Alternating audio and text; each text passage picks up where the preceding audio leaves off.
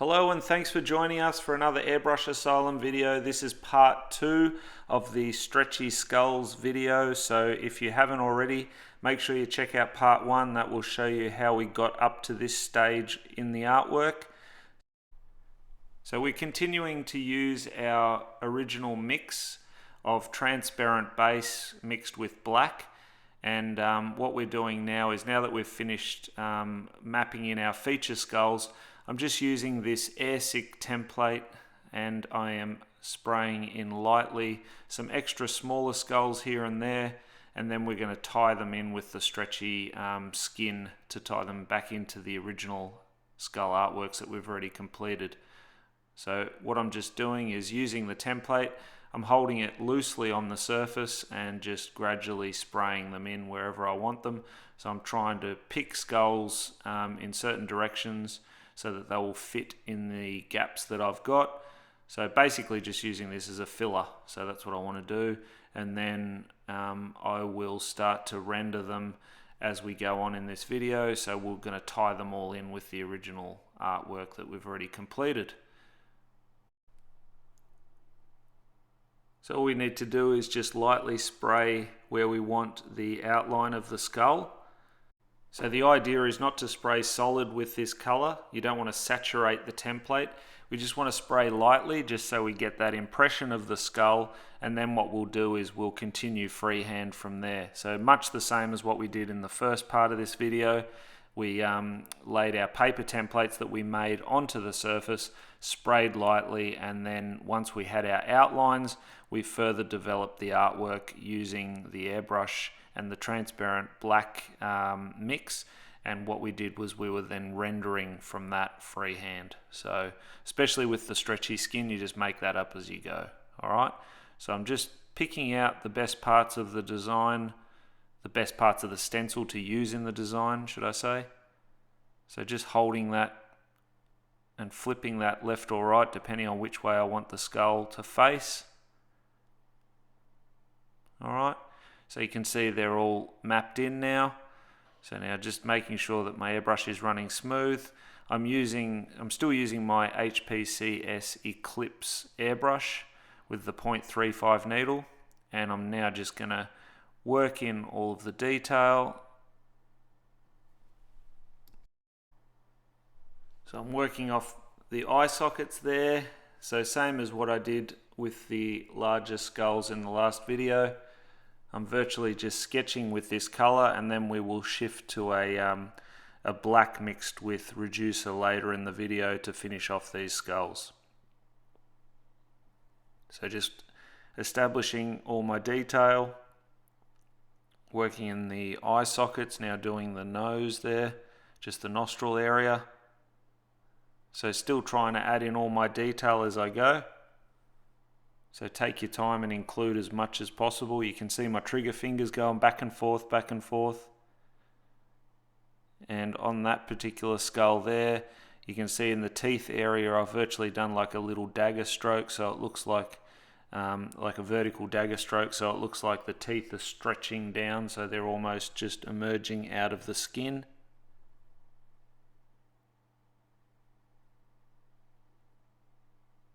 So just keep rendering that.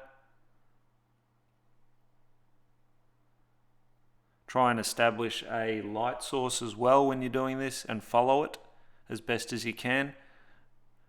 So you can see I've just blended that skin back up, and I'm basically joining everything up now. So I've got these smaller skull artworks that I'm adding in as the gap fillers, and that will then tie into my feature skulls, so that by the end of it, the whole panel looks like it's just covered with all these stretchy skulls, and that way it doesn't look like there's been any afterthought. Everything sort of flows from one skull to another. So that's the idea of it. So it'll probably take a little bit of practice to know where to put things, just experiment. It's just a matter of sketching with the airbrush. Like I mentioned in part 1 of this video, if you're still relatively new to airbrushing, this is a good one to do, because skulls are a lot easier to do if you make a mistake.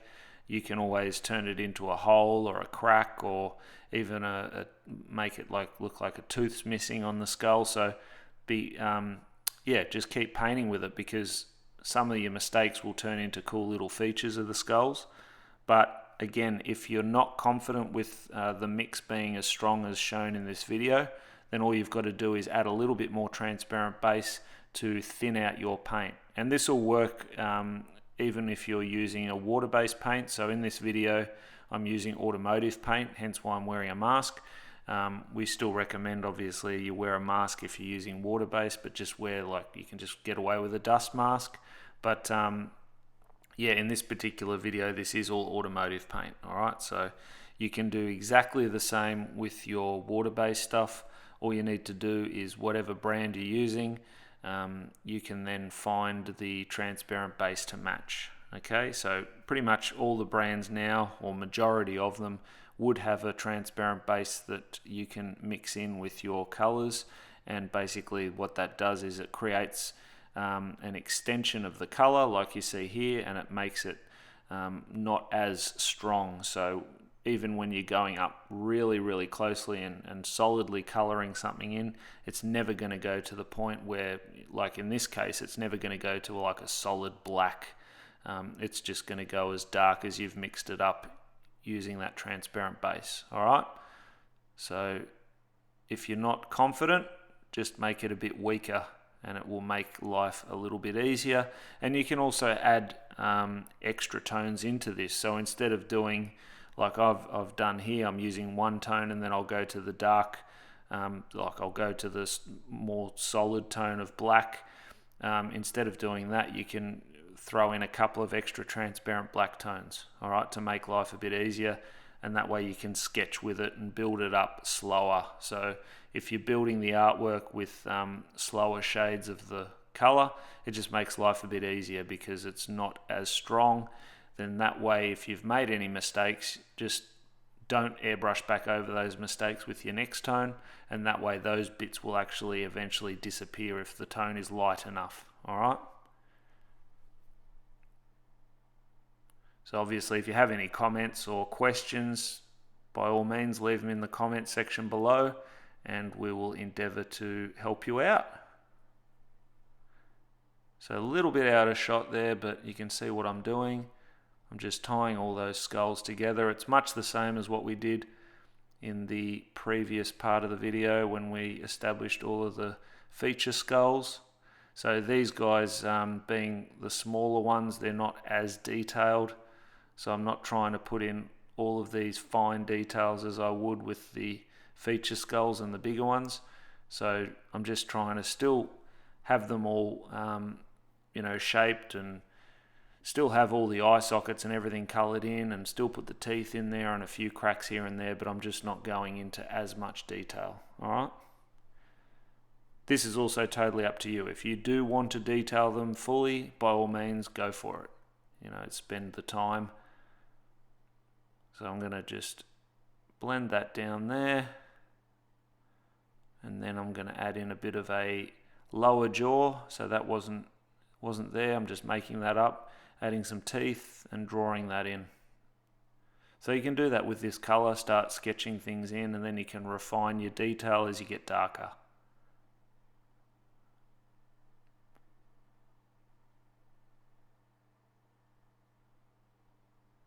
Hopefully this is clear enough to show you what I'm doing.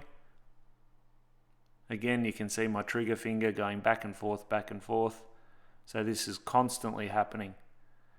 I keep that air pressed down all the time and just using that trigger finger. So in this one here, I'm just incorporating an eyeball, and that's going to blend down into the skin coming off that bottom skull.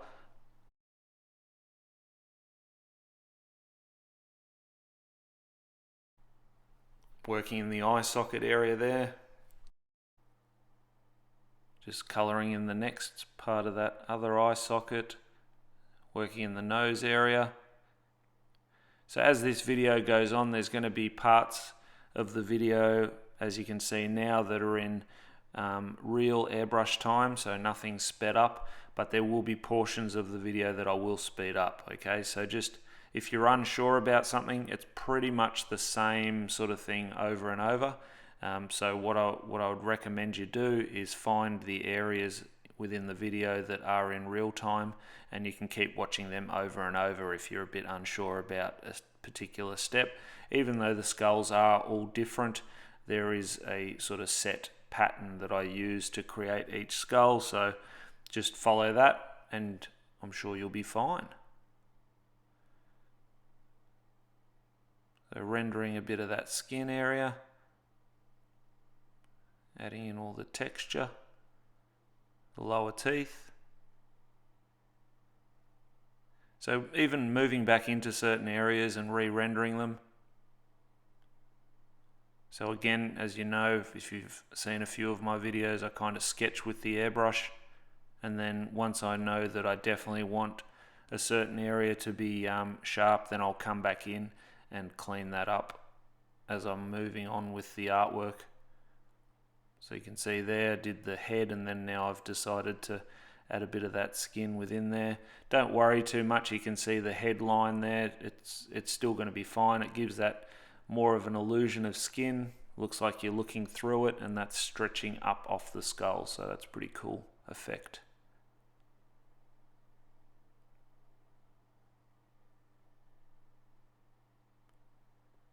Just rendering the teeth. Again, filling all the areas, filling all the gaps.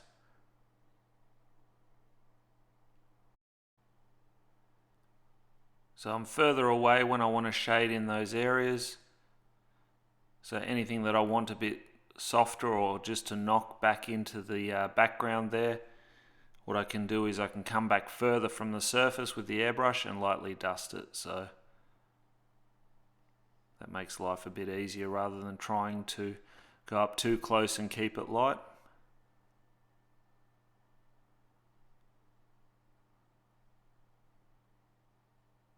So starting to build that area of the design. So we need to go through and finish off all of this first before we come in with the darker tone. So that'll be our black mixed with the reducer, and finish off all the final detail. But you can see how much variation in tone you can still get from just using this one tone, this one particular color.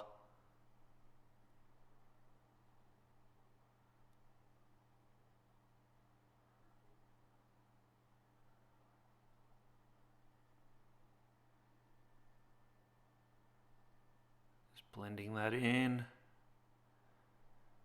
You can see I'm building all the layers of the skin there. So those stretchy skin, that some of it looks like it's in front now, and then you can see sort of that there's a shaded area behind, and that creates that sense of depth, which is nice. Starting to establish another skull here, so starting with the eye socket, nice and sharp towards the top, and then blending down. Even though they're the smaller skulls, I'm still leaving that area at the bottom there so that it gives it the illusion of depth. So we're not just coloring them in solid. So remember to, watch all your negative and positive space, because some of your negative space can impact on your positive space within the design. So slowly sketching that skull in.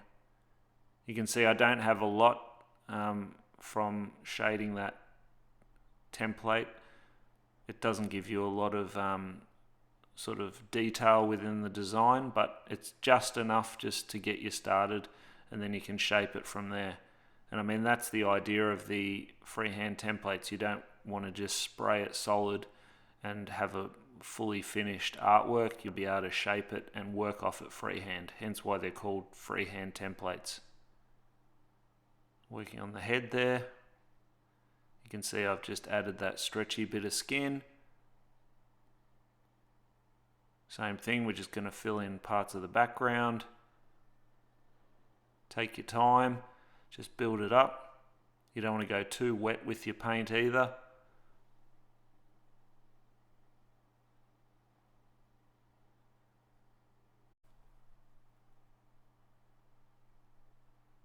Sketching more of that skin in the background and just shading out some of those areas. Again, you can see how I start light and I go darker once I'm happy with where that particular shadow or line should be. Now we're going to move on to this skull, tying that nostril area in with the skin coming up from that previous skull.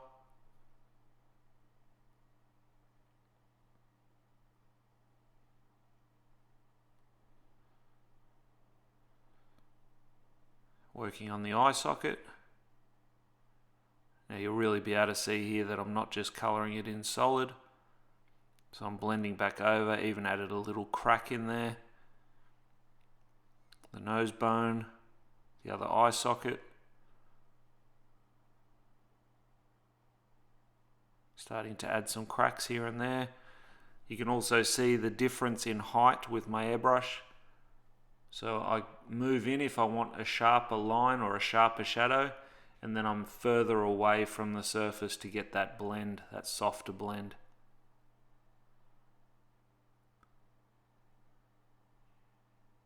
You can see there how it slightly spidered out on me, but that actually worked because it gave a bit of a sharper edge to that cheekbone. And then I'm blending out from there. I've done the same thing with the teeth there. I've just tapered them down, like using a dagger stroke just to blend them down, and that gives the illusion of sort of teeth that have been stretched out within the skin. The back of the head there.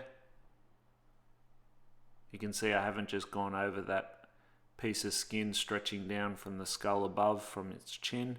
So you try and keep those elements, and then you can knock the other skulls into the background and keep parts of those skin sections lifted up in front.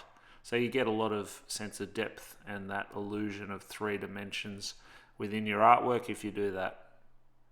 So remember, you don't want it to be all flat. So use the airbrush to lift things and bring them forward, and other things that are shaded will be pushed into the background.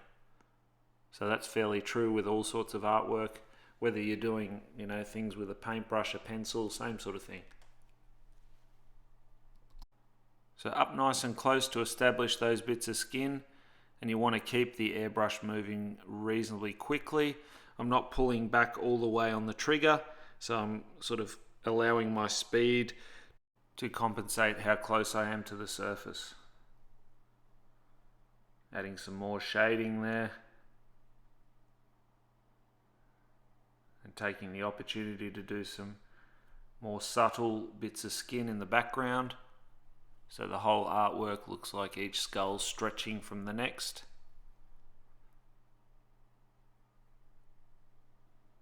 So just take your time, add in as much as you want.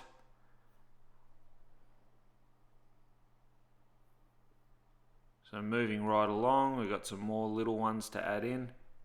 So you can clearly see what the template has left me, and now I just render from there. Still using the HPCS Eclipse, so that runs with a 0.35 needle.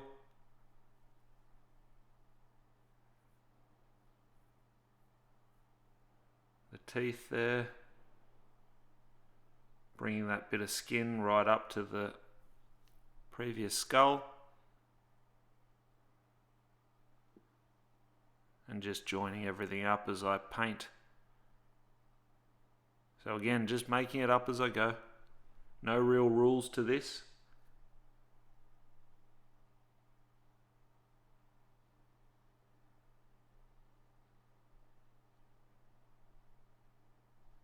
That cheekbone there, another cheekbone. Shading off that, bringing in some other bits of stretchy skin,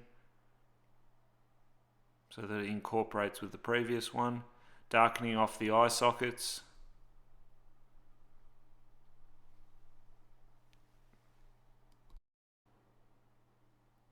Top of the brow there, airbrushing that in, and then shading out from the skull that sits upon it.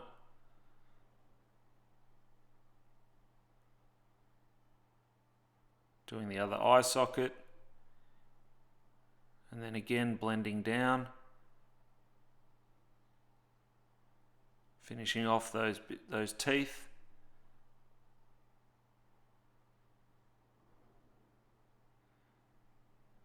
Establishing another skull here.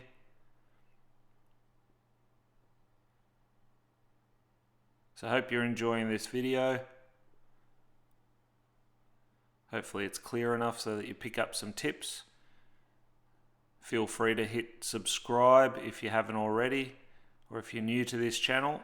We try and do lots of tutorials for you, as well as pretty much we try to do a weekly live stream. So that sort of shows you what new products we might have, tips and tricks, what's going on in the shop, so all sorts of different things, so it's always good.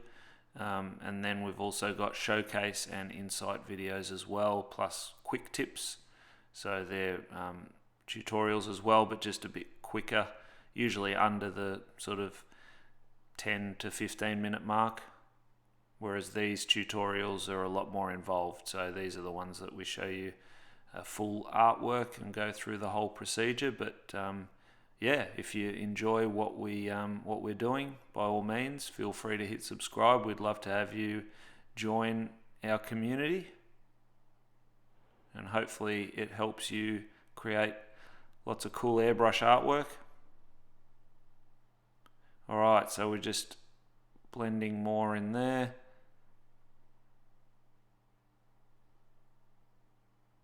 Shading. You can see I'm almost done with filling in all the gaps. So I'm just going to come in and clean up any areas that I think need to be a bit sharper or more shaded, just to knock certain things into the background. Add all the subtle little details, add some extra bits of stretchy skin here and there. Sorry about that shadow, but you can still see clear enough at what's going on. So just blending between the skulls. You can see I've got that little gap there, so I'll just draw in a bit more skin texture and link that all together. Shading underneath that skull.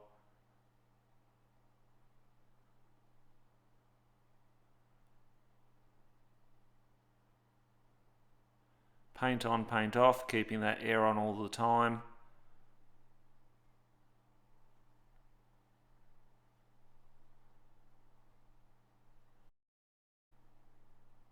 Okay, so now we're ready to start adding some of the final details into this design. So what I've done now is I have switched to black mixed with reducer. So with this particular mix, whatever suits you. So if you have it, like I like it fairly thin, so you know I always add quite a bit more reducer, and I tend to turn my pressure down a little bit on the front of my airbrush so that it's running at about between 15 and 20 psi. Depending on what you're doing and how you like it is up to you how thin you run your paint. So I'd prefer to run it a bit thinner, that way I don't get any of the paint spitting out on me. But you also want reasonable coverage, otherwise you'll have to go over the area a lot more. So keep that in mind.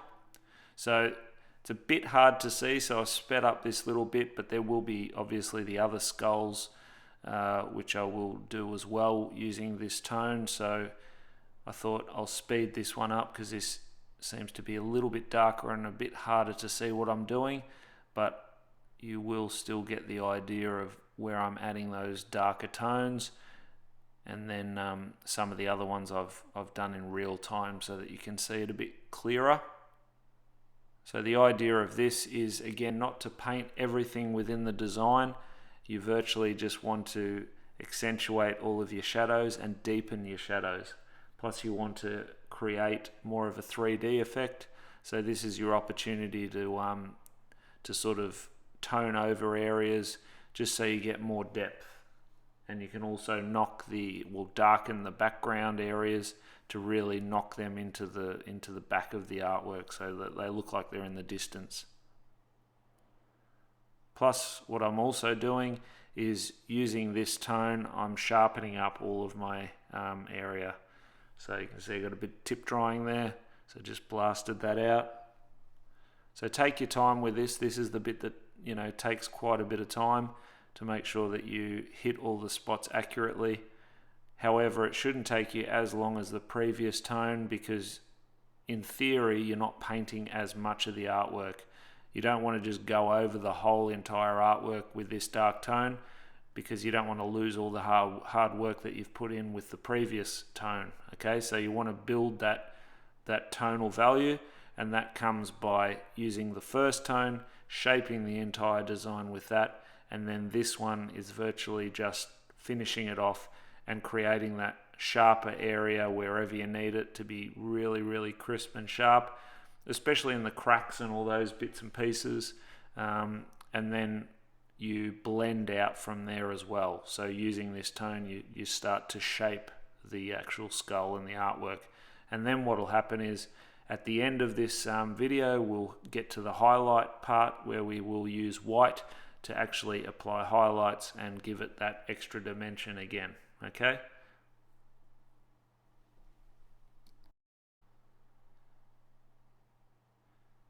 Same thing, just keep that air on all the time. And when you're up close, especially now with the darker tone, you want to be really, really careful with what you are, like how far you're pulling back on your trigger finger. So just take your time. So this is also a chance to add any more detail into the artwork, wherever you like to put some more cracks or texture or anything you want to add. Now's the time to do it, because after this tone, we're virtually going to finish off with white highlights. Alright? So you can see I'm not trying to overspray onto everything. I'm keeping my airbrush relatively close, keeping all my strokes nice and tight where I need them to be. And then whenever I'm shading an area, I'm doing that carefully. So I'm blending back into that spot, but doing it very, very carefully. You don't want to get overspray on everything. You don't want to ruin everything like that. You want to just deepen the shadows and increase the level of detail. So you don't want to just color over everything. Just working on the nostril area there.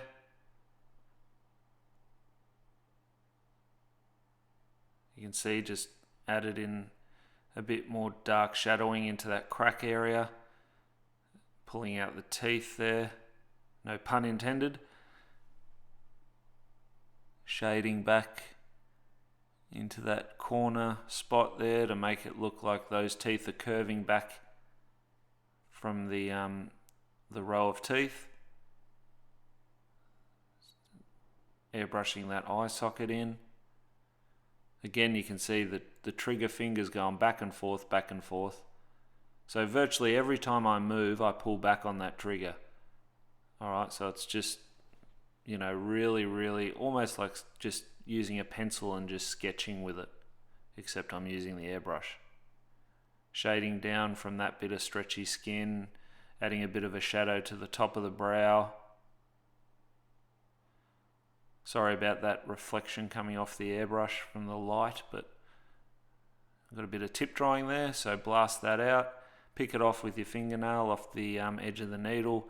You can see I am airbrushing without the air cap on. So I pretty much do this with all of my airbrushes. When I'm painting, I'll remove the air cap. Now, depending on what brand of airbrush you have will determine whether or not you can just remove it and paint. Wider airbrushes, you can remove the air cap, not a problem, and just have the needle exposed and continue to paint. Some of the other brands that doesn't work. You'll need to either purchase a separate air cap or what they call a crown cap. I think from memory, some of the brands also have, they call it a paint picker cap. So depending on which brand of airbrush will determine whether or not you can do that. So, but as I said, the iWater, you can remove the air cap and just spray, and it actually allows for a bit of finer detail as well. So the only problem is that if you do drop your airbrush, more than likely you'll bend the needle and could even stuff up the fluid nozzle, which can be quite expensive. So don't drop your airbrush. Put it in a holder and keep it safe. But yeah, removing the air cap definitely makes a difference and makes painting a lot easier.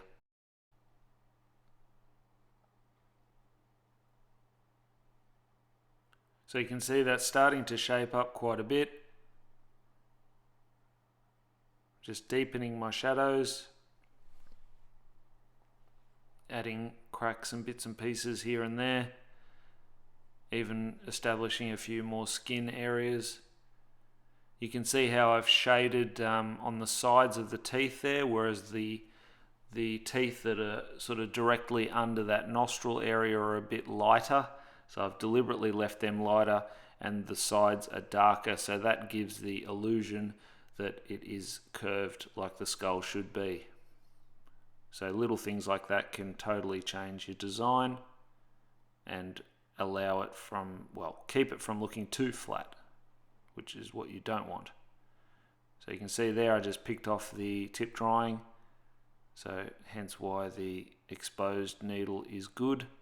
Makes life a lot easier, otherwise I'd have to unscrew that air cap, pick it off and put it back on, or I'd have to have some cotton buds, or as they're known in the States, Q-tips ready, and you just have to clean that area. So it just makes life a lot easier and quicker to airbrush, so keep that in mind. Just working on these smaller skulls.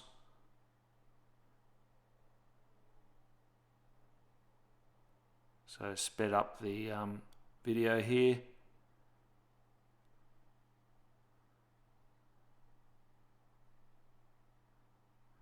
Apologies for it being a bit dark, but hopefully you can still make out what's going on.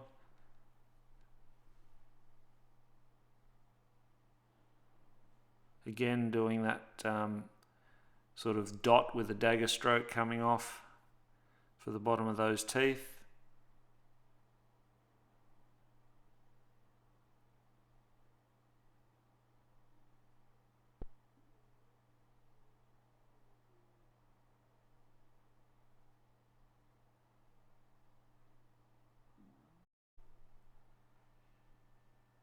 Shading some of those skin areas and tying that in with the other bits of stretchy skin that are leading off the previous skull.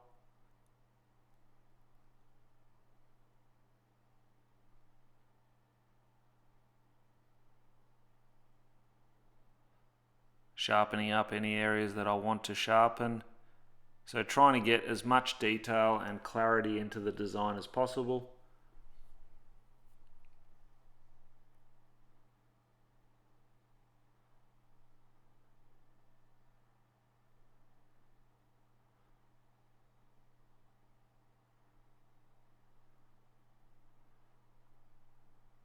Deepening some of those skin areas.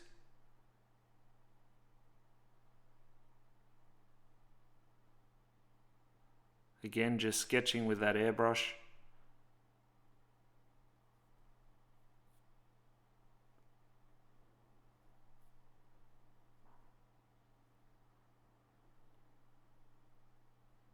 A few more shadows, so further away to apply your shading.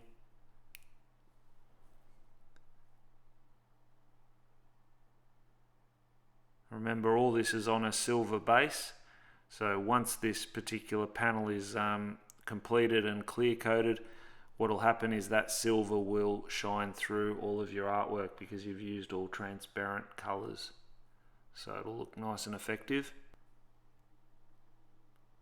Give a real 3D effect.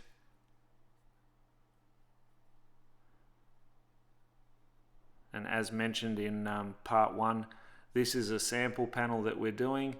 This particular artwork will actually be done on a Harley. So it'll be done on a tank and front and rear guards, or fenders, if you want to call it, depending on where you are situated. We call them guards. I know in the States it's fenders. Just working on that area there. Again, detailing the smaller skulls. Got a bit of a stretchy bit of skin coming off the eyeball there and out of the skull's lower jaw. As I said, a little bit hard to see, so apologies for that.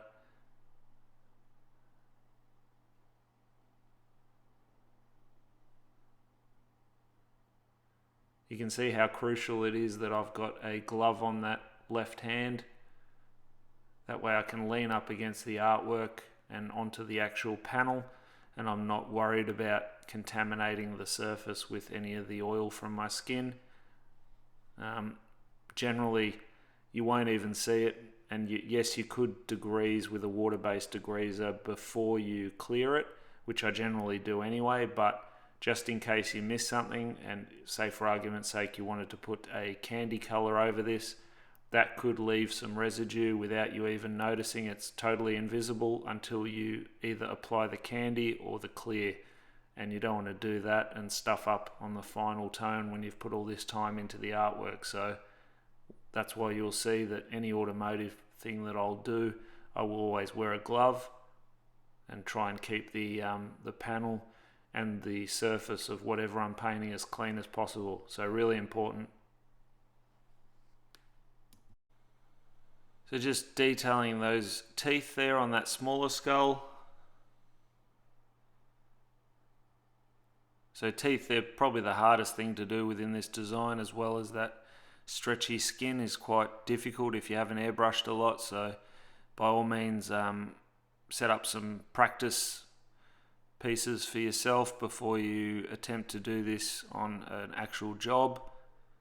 Also, like I mentioned in part 1, if you're more confident with doing lines and sharp sort of detail horizontally instead of vertically, then by all means spin the panel around and get the feel for it that way.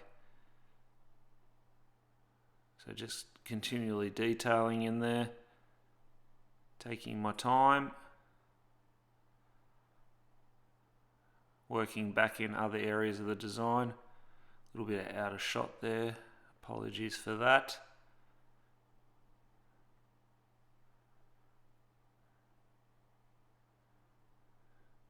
It does look a bit darker than what it actually is, so sorry about that, but this is a bit clearer now. So I'll show you again how to render this particular skull.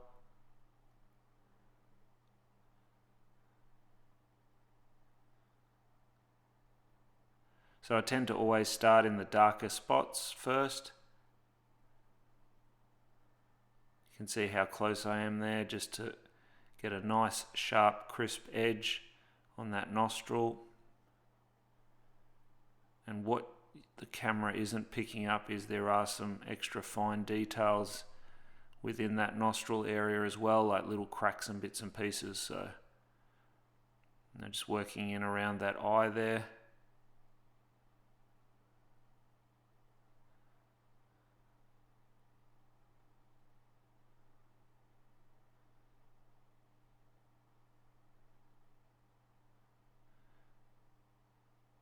Shading in that socket,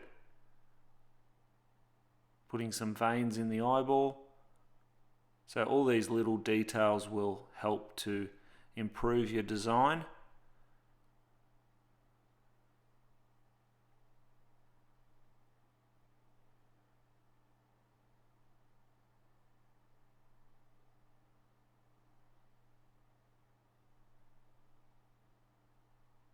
Really deepening that shadow there in the eyeball. A couple of little bits of texture and cracks. You can also use texture templates to create certain effects. So there's a couple of really handy ones that I think I have used in other videos. The texture effects templates by Art Tool, they're really good. Just a nice sharp edge off that bit of skin there. So that's important. You want all your skin sections to flow nicely from one of the skulls to the other. So you've got to be careful not to get wonky lines on those areas. Otherwise it's not going to look convincing. So take your time with that. It'll take a little bit of practice. Detailing in between that stretchy skin. So creating different levels within the artwork.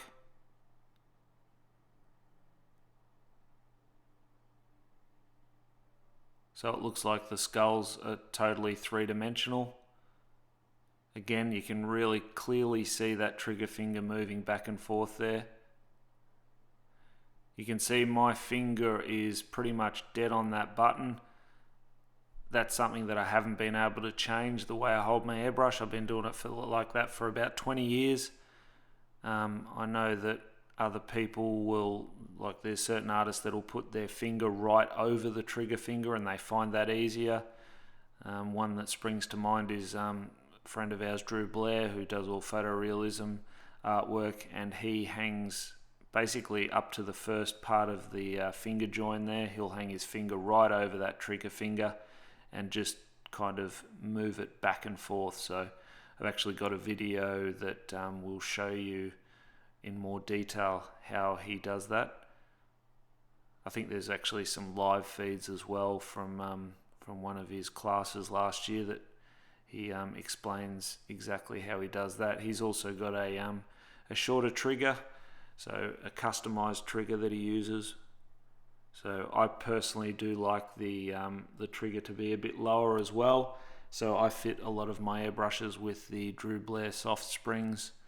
And if you are located in Australia, we actually do ship them out within Australia. So we're the distributor for them. And they're really, really easy to install, and they definitely make a huge difference with your airbrush. So if you're overseas, just jump on Drew's site, schoolofrealism.com, and you can purchase them through there. So just adding more detail up close. You can see I'm just tapering off underneath some of those teeth areas to look like the skin around the tooth is sort of melting off.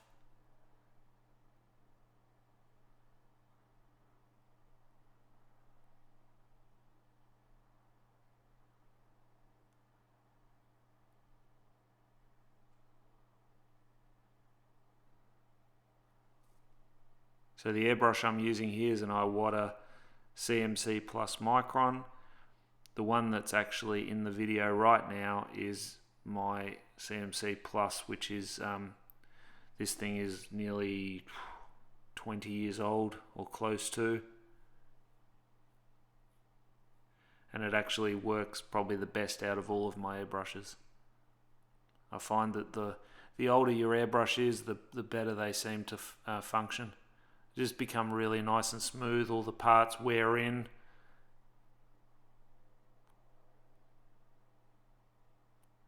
Detailing in that area there and knocking the background, like darkening that off by shading and colouring in that area of the mouth. You can see there's, I've knocked out a few of the teeth. So the skull's now missing some teeth, which is kind of cool. Colouring in that eye socket, and then bringing that other bit of skin up into the other skull.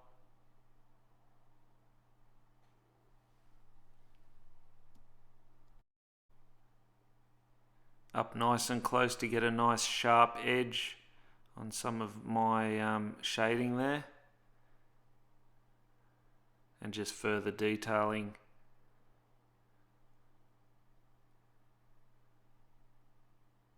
Take your time. Blending up into that, so shading that cranium there.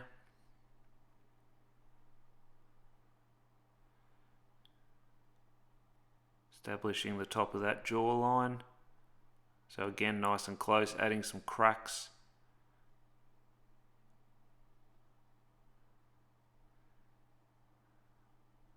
Blending this section out with a bit of a graduated tone. Graduated tone obviously meaning that it's darker in that darker spot and then it blends back out.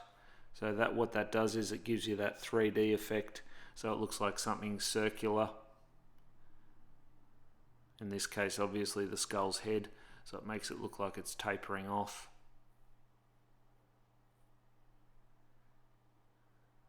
So finished that one now with that dark tone. Now we're working on the smaller ones in amongst it. So again, not adding as much detail for these guys, just sort of picking out all the detail in the eye sockets and the nose. The top of the brow there, working some of those skin areas. Adding in the teeth. So up nice and close for the teeth.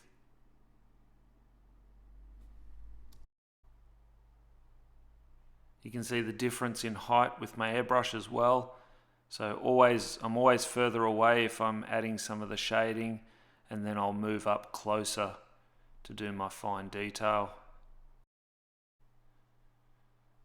So working in this area now.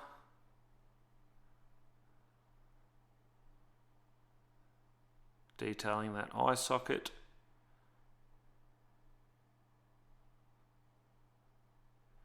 Still using the CMC Plus Micron. This is one of my newer microns, so you'll probably notice if you're paying close attention to my trigger finger, you'll notice that it's now switched from my rounded trigger to the square trigger. So that way I can identify that this is the newer micron of mine. So you can see there quite clearly. So I've just switched airbrushes. This was done on a different day of filming. I actually this was part of the live stream that I did. So if you haven't checked that out, you can also view that, and that will have a different audio for this particular section. It was a little bit difficult to see what I was doing in the live stream, but yeah, definitely worth a watch as well if you like this video. And with our live streams, we tend to try and bring them out weekly, so that way we keep you guys all interested in between releasing these tutorials, which take quite a bit longer to obviously film and edit and complete the voiceovers. So we do hope you enjoy these, and by all means put in all your feedback, and if you do have any questions, leave them in the comments below. We'd love to hear from you. So adding the cracks in.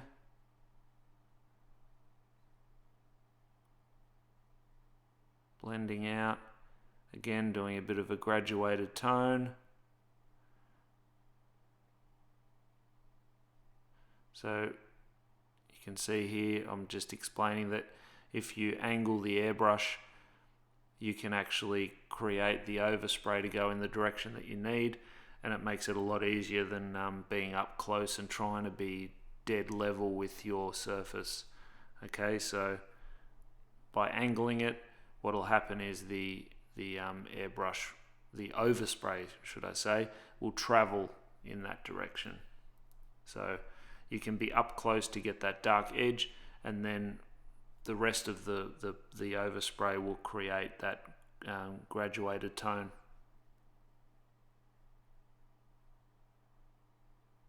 So sometimes using an angle will help you. It really depends on what you're doing. You just got to be careful to control your overspray, because you can also it can also come back to haunt you. So you can see there, I just give you a quick demo on when the airbrush blocks. You can put your finger over the front, and that cutaway handle there, you press down on the air if you get a blockage, and then just pull back a couple of times, and that'll dislodge any of the dried paint that's at the front of your nozzle.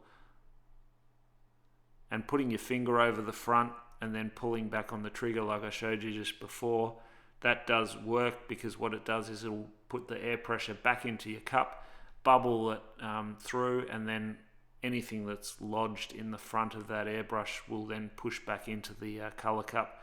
The only drawback with that is that after a while of painting, generally that little bit of dried paint will lodge itself back into the nozzle, and you'll have the same sort of blockage or problem. So generally the first thing to do is obviously do that, blast it out, but eventually what you want to do is tip the paint out, clean your airbrush, and then restrain the paint back into your color cup, and that way you know that it's nice and perfect and you're not going to get as much tip drying.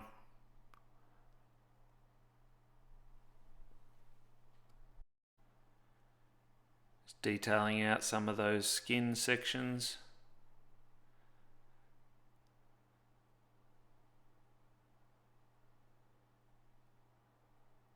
Just doing a bit more explaining on this live feed that we did. So I had to film obviously this at the same time as doing the live stream. So I had two cameras going, hence why this one's picking up on all of my hand movements. But like I said, if you want to see the full audio for that, then be sure to check out that live stream. So I'll try and explain a few things in this. That way you get the best of both worlds. So bringing some of that detail down. Again, sharpening up the skin areas. So these skulls have kind of become a bit more organic looking, because you've got the combo of the bits of bone and then the skin coming down off those. But overall it's just a cool effect. Bit of a creepy look, which is always good with skulls.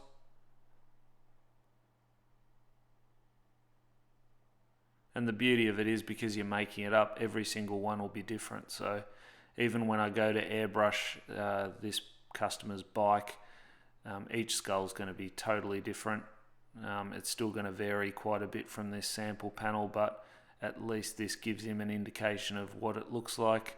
And it's a bonus, because not only is it a tutorial video for you guys, it's another cool panel that we've got to hang up in our shop. So we can then use that panel to show other customers what can be done.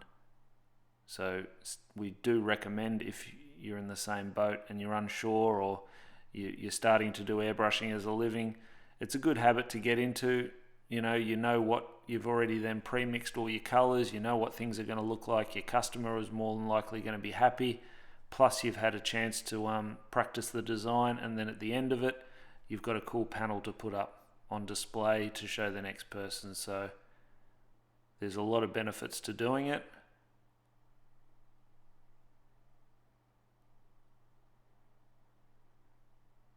Just blending out some of those shadows.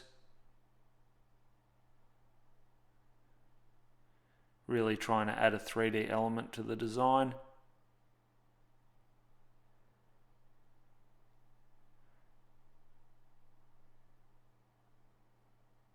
You can see I'm moving around in the artwork, so I'm not just staying in one spot.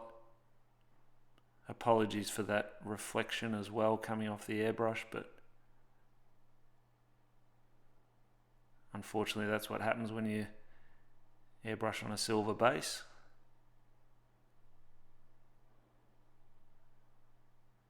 So just knocking that skin there to get those folds.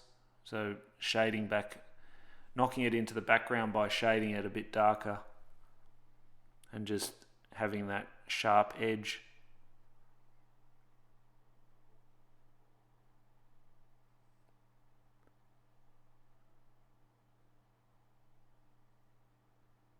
Working in more and more detail, so take your time.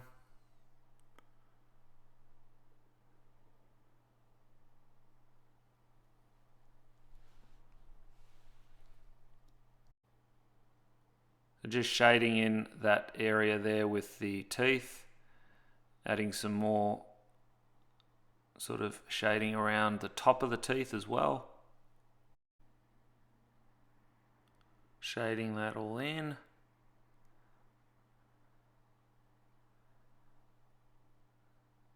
You can see I'm just shading over the top of some of those stretchy bits of skin.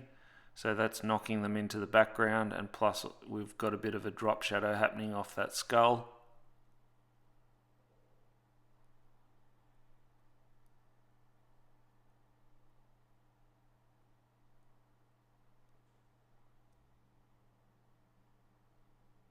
Blending up from those sharper edges of the stretchy skin. Again, blending up. Adding some more detail in those eye sockets. Working on the brow.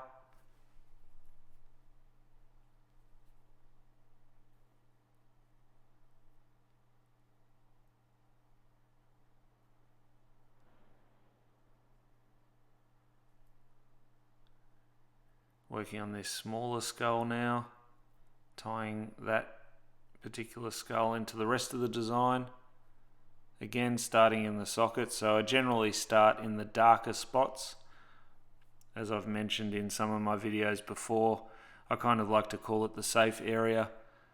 So if you tend to go too heavy, it's not going to make a difference because it is a dark area anyway. And then that way you can gauge all your other tones off that dark area. So you know how dark then your color's going to be. Obviously in this case it's black, used mixed up with a bit of reducer, so it's going to be really dark anyway. You can see how I've virtually eliminated the back of the skull there, the back of that particular skull's cranium, and that gives it the impression that it's disappearing into the distance. And it's, you know, there's bits of skin section that is hiding over the top of that. Working on that lower jaw and those bits of skin there, blending down.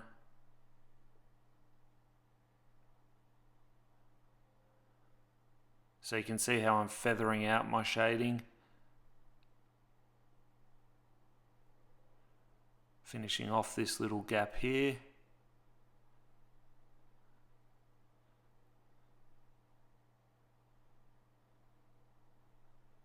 So you can really see how the artwork's starting to take shape now. We're getting all different layers and areas of depth. And that's all created, you know, we're just creating this using virtually two tones. But it's really helping to achieve that sense of depth which we want within our artwork. Some more cracks there at the back of the head, so even jumping back into the previous skull that we did.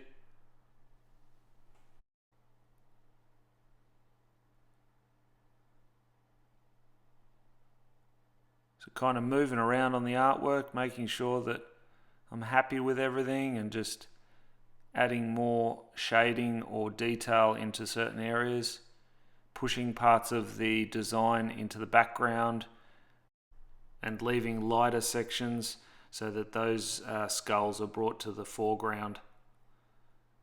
So that all helps to create a sense of depth and all the different layers within the design.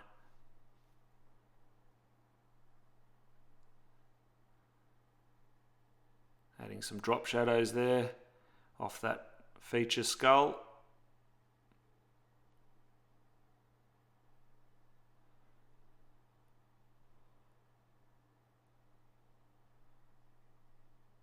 Couple of final little shadows here and there.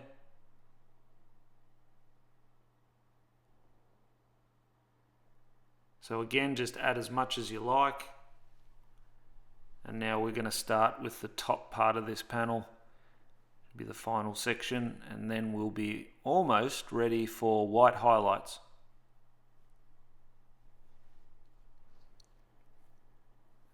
So same procedure. Start rendering the smaller skulls. A couple of those dot dagger stroke stretchy bits coming off the teeth. Shaping the teeth there on that other one, which has quite a bit of that stretchy skin coming off the top row of the teeth there.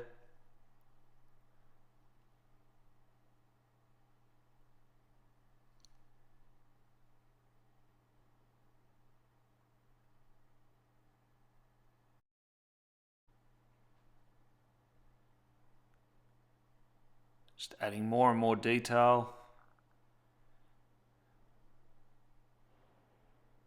Picking out the lower row of teeth and adding some of that stretched skin coming off the lower row of teeth, so it looks like it's virtually dripping out of the bottom of its mouth, out of the skull's mouth. Carefully rendering the top teeth, getting it nice and sharp.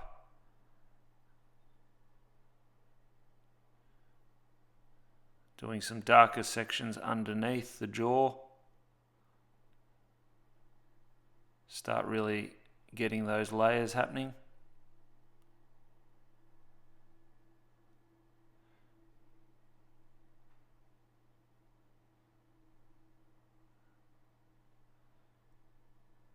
Working on that lower jawline. Shading over those bits of skin so that it looks like they're under the drop shadow of the top row of teeth. So again, just try and work with your light source.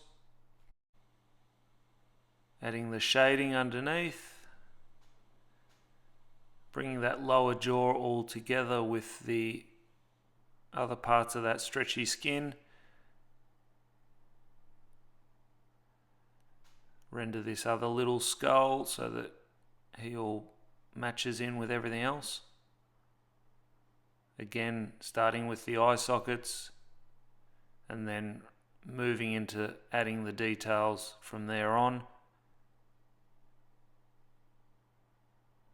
Adding some cracks.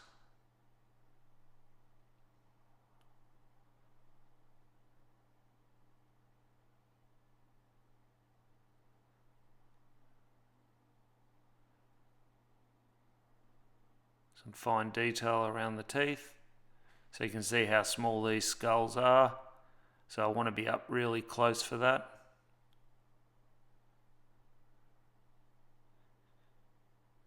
Shading out that part of the design. Adding my drop shadows.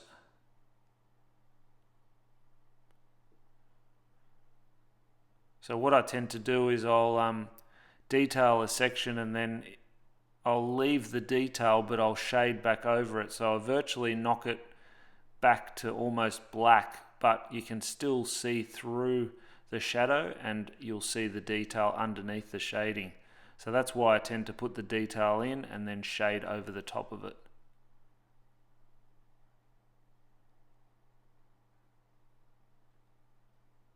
The nostril. And then I've got all that bit of stretchy skin merging up into the top skull there. That other sort of stretched eyeball. Another crack.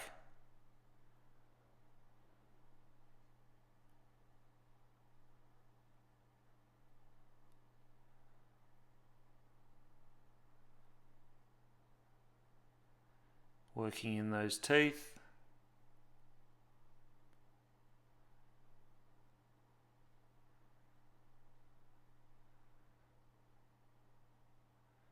You can see that other row of teeth disappearing into the back end there.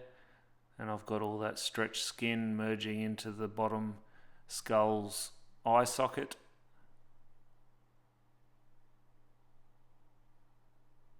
Shading out a lot of this area to push it into the background. Adding some more cracks, more bits of skin.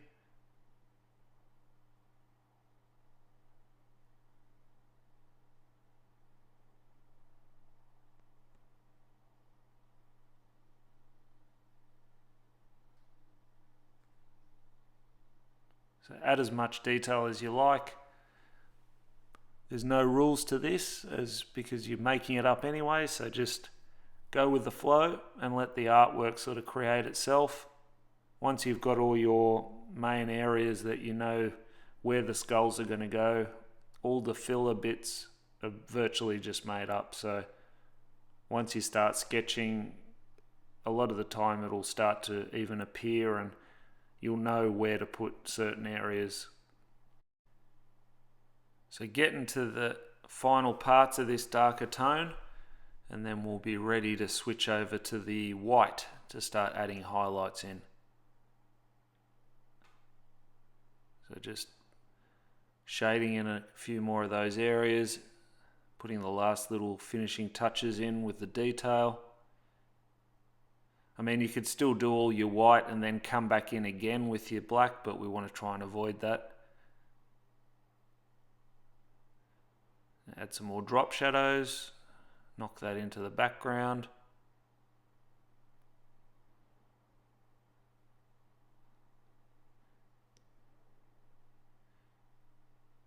Blend all that down. More toning, more texture.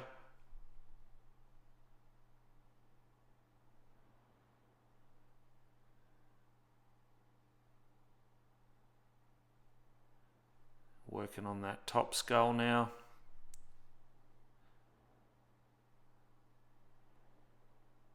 You can see bringing into the cracks, drop shadows, bits of skin coming off onto that lower jaw. So just tying it all together.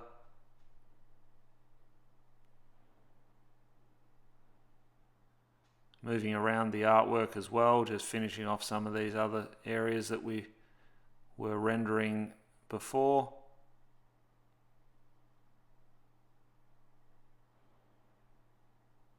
So take your time, don't rush, especially at this part of the design where you're at the final stages.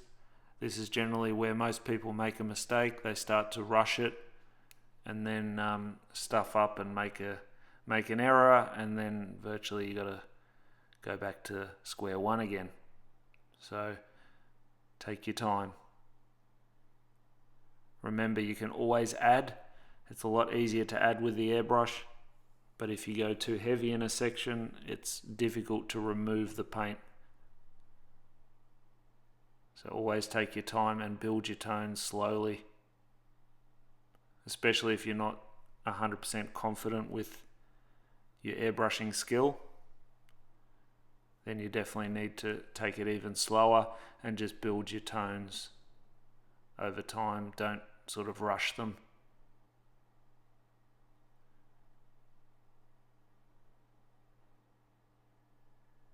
Adding that nostril in, bit of stretched skin coming off there.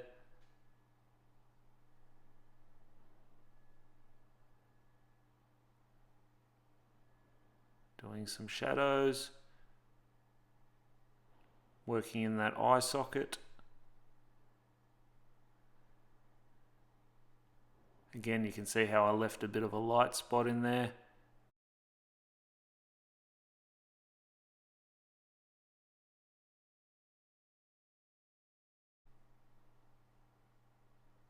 And just shading in amongst that skin area. Adding some final tones here and there before we move on to the white. So you can see just a few more cracks and bits and pieces.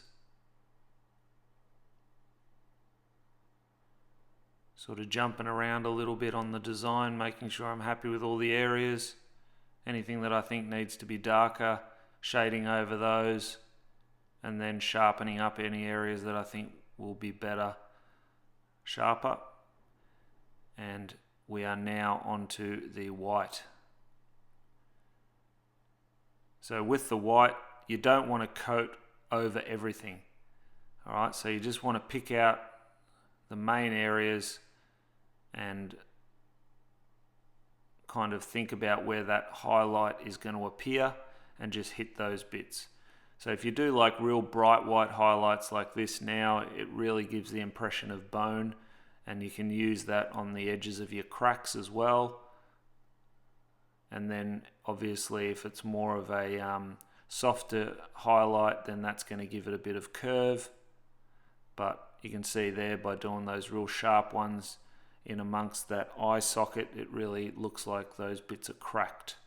So, you know, those real cracked bits of bone.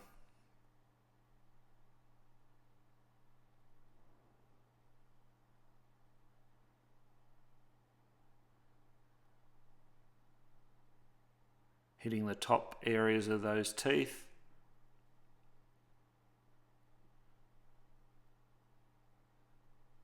This white really does change the appearance of the artwork and makes it look a lot more three-dimensional.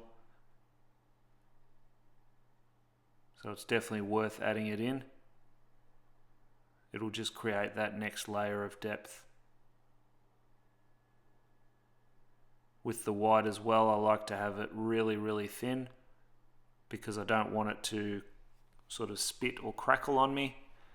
So I always make sure I strain my white. Sometimes I'll even put it through two of the paper strainers just to make sure that I have it really nice and thin and smooth. And then I'll run it thinner so that I can build it up. So obviously the more I coat it, the brighter it'll get. You can see how close there I am just to get those bits of bright white highlights on the teeth, just to pop them out. You can see how this white's bringing the whole design to life. Again, you can go overboard though with this, so be wary that you don't just go over everything and sort of kill it. You only want to hit certain areas to really give that impression of the three-dimensional effect that you're looking to get.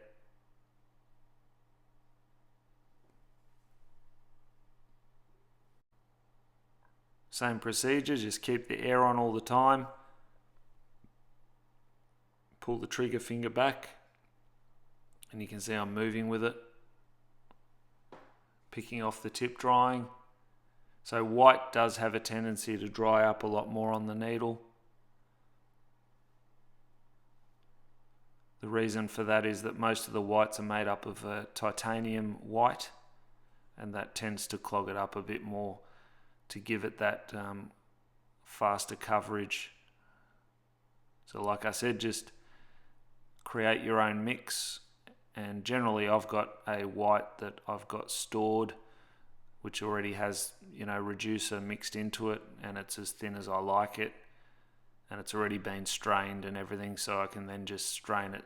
Even so that it has been strained, I still strain it back into the airbrush just to make sure that it's hasn't got any dried bits of paint, especially from the edge of your bottles that you're storing your paint in. Sometimes paint can dry up on the edge around the rim of where you screw your lid back on, or where you tip your paint out of, and then that can fall into your paint, and then obviously when you squeeze that paint into your airbrush cup, that then gets lodged in there and blocks up your fluid nozzle. So always important to strain it. And we just use those disposable mini paper strainers, the paper cone strainers. You should be able to get them from your local auto supply shop. If they don't have the small ones, then the larger normal ones that you use for a spray gun, they work fine.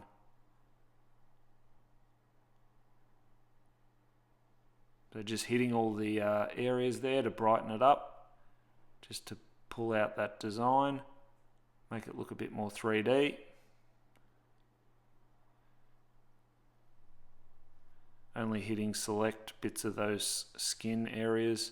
I don't want to go over everything. Like I said, less is more with white. You don't want to overdo it.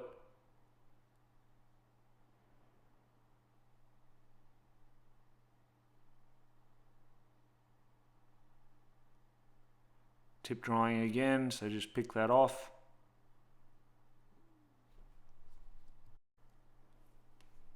Same thing as with the black that we used in the last tone. We're not going to add as much into these smaller skulls, so definitely less is more with them. Just want to hit the main areas and then move on to the next one.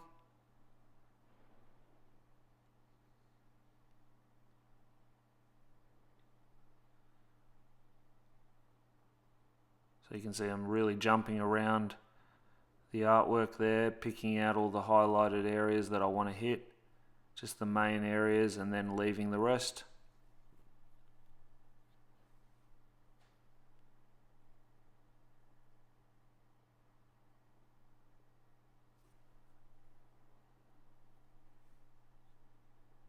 can see it's really starting to come together. Starting with the eyeball on this smaller skull here and working that bit of skin down, hitting some of those bright white highlights on the teeth.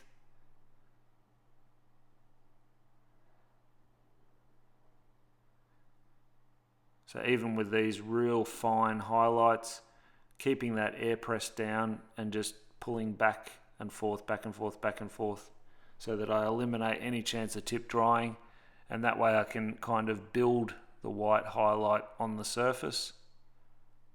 So I'm not trying to just hit it full throttle in one hit, I'm building it up, feathering out that highlight on the head so it's more of a blend. And working on this skull, quick highlight down the bit of the skin there, hitting some of those teeth, lower jaw, even adding some texture with the white.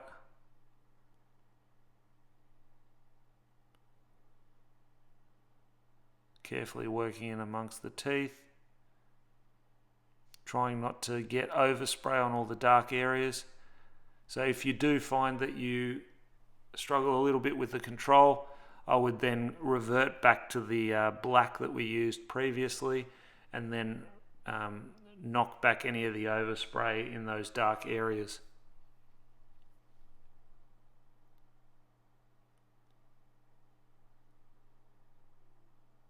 Adding some highlights to the top of the brow there. Those skin sections. Everything's starting to really pop now, which is cool.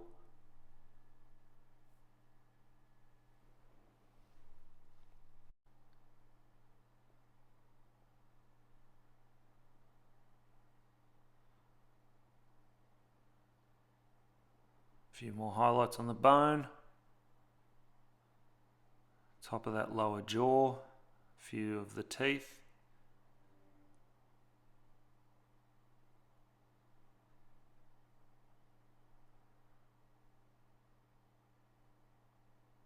So you can see it's really starting to bring it to life. Dot white highlight on the eyeball. And then I'll do some of that sort of wet spot so it looks like the skin's just dripping off the eyeball there. Almost like a mini dagger stroke that was. A couple of cracks in that eye socket on that smaller skull.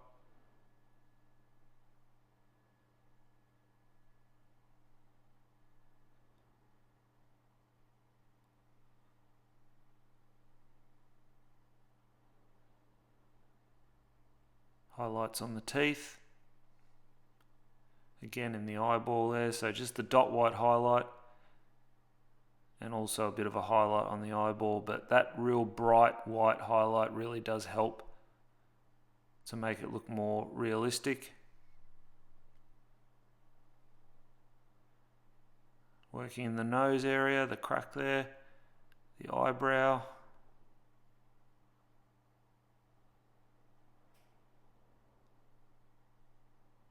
Feathering that all up.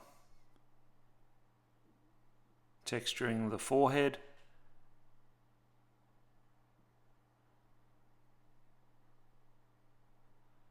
A little bit out of shot there, but you can imagine they're just tight dagger strokes heading down into the other part of the stretched skin.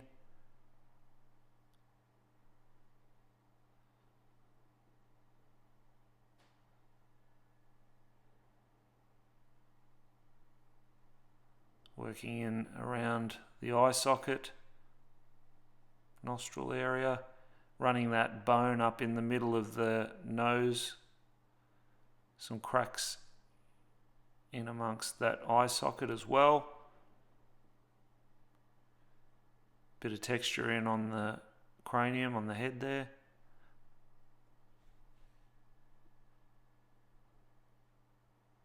So only hitting certain areas, not going overboard.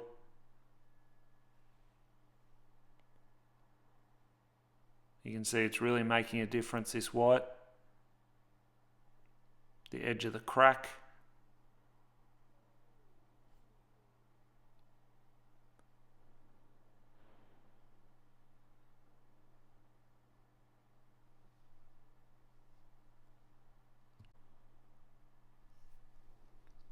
Adding a few more highlights here and there to the skin coming off that smaller skull.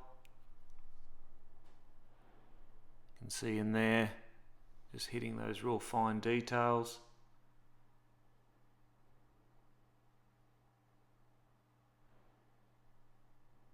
Bit on the cheekbone.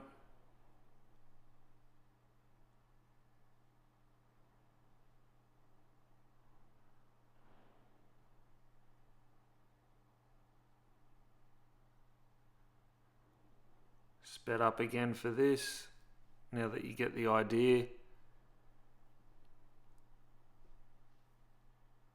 Rendering this smaller skull. A couple of little cracks in the eye socket. Teeth. And working on the feature skull.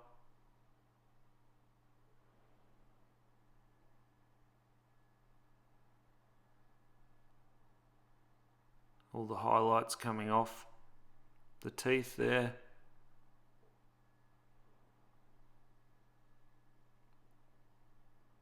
You can see a little bit of texturing as well. Brighter on the edge of, or the lower edge of those eye sockets. To again look like broken bits of bone.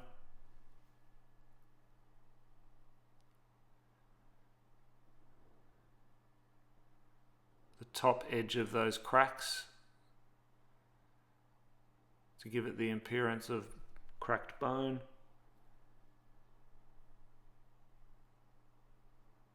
Highlighting the leading edge of those stretchy bits of skin.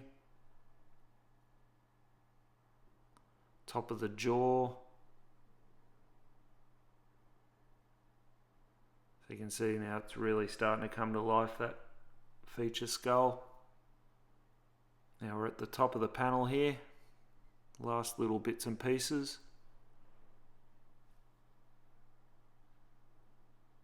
Getting to the last part of this entire design. The head, couple more highlights on the teeth. You can see that the white is also opaquing over everything, so if you want to bring in any extra bits of skin, you can obviously highlight over the top of an area and it will eliminate what's underneath it. Picking out some highlights on that smaller skull.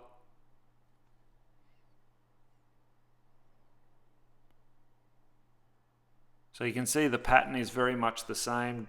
Doesn't matter whether they're the small skulls or the bigger ones. I tend to run with the same sort of theme. So your style's obviously going to vary as well. Everyone that does this is going to have a different style of skull, so you can use this video to help you replicate and make your own style, just using the tips within this video to create them.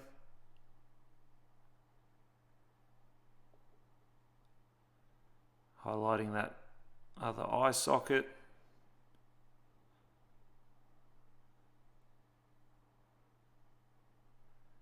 Now on the final part, the top part of this panel. Almost completed this design.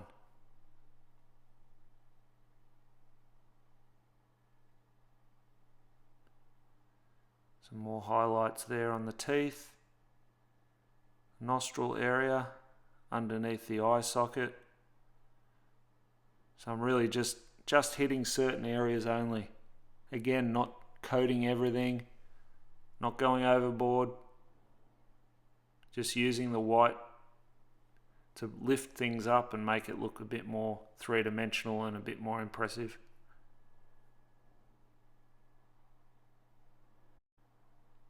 So last little highlights here, just finishing them off on this skull at the top of the panel.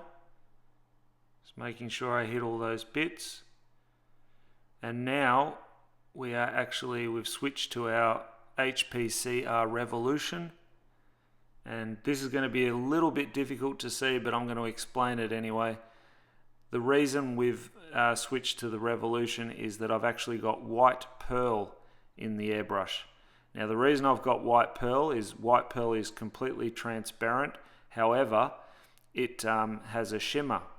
Okay, so almost like an oyster shell. Okay, what I want to do is all of the areas that I've done white highlights on, I'm going to now coat that spot or those areas with the white pearl. So I'm just going to give it a couple of light coats.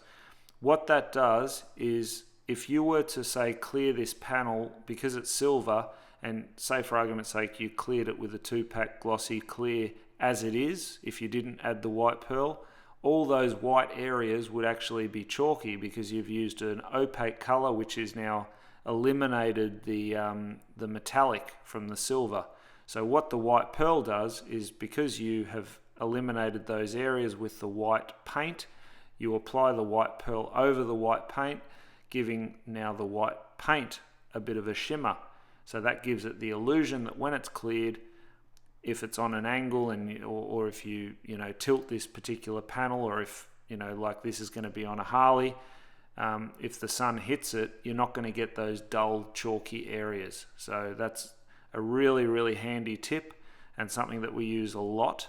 So whenever we do anything metallic, if we're going to add white highlights to it, we always add white pearl over the top at the end. Now some people choose to mix the white pearl into the white. I just find that it's easier to paint with normal white paint, and then I just spray my white pearl over the top.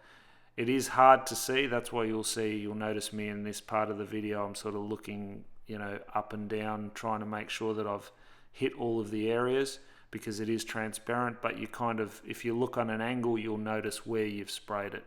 Now if the overspray from the white pearl bothers you, because it's very hard to control in such a tight area, if that does bother you, you can always come back in with your black and just clean up those areas. Alright, but for this particular purpose, we're not too worried about it. It's all going to merge in with our silver and all that stuff. It'll look pretty cool when it's got the metallic shining through everything. The white pearl will also kind of flip a little bit too when the sun catches it, which is really cool. So that's why we use the white pearl. So even though you can't really see me coating it, I just thought I'll take the opportunity to explain it. The reason we're using the HPCR Revolution is because it's got a 0.5mm needle, so it allows for metallic to flow through the airbrush a lot nicer. Okay, so we're just finishing off coating all those areas, and then we are done with this artwork. So there we are finished. Artwork is completed. All we're going to do now is unmask it, and then we're going to show you some of the shots of the completed panel. So that'll be shown without clear, so that way we don't have to worry about getting any of the reflections and everything in our photos. But you get the idea of how to create this artwork, so hopefully you have fun doing your own version of this. Remember, there are 2 parts to this, so if you haven't already, watch part 1 so that you know how we got to this final stage. There you have it, it's all unmasked, nice clean border. So you can see the black works quite nicely. I'm just getting off any of that bits of paint that are left over on the edges. You can see here the completed panel. So the black border just finishes it off nicely.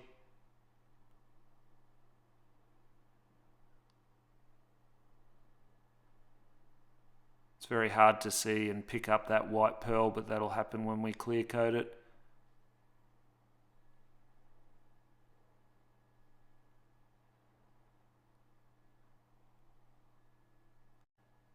So by all means, play around with using different skull templates to create your own version of this artwork.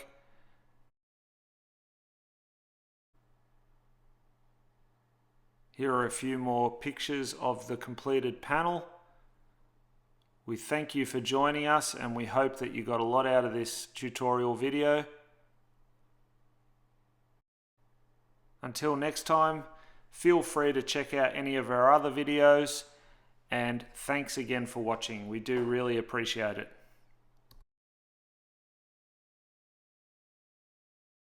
In the meantime, if you haven't already, feel free to hit subscribe. We have plenty of step-by-step tutorials, quick tips, airbrush insights, showcase, live streams, and much more. You can also visit our website at airbrushasylum.com.au. Thanks for watching.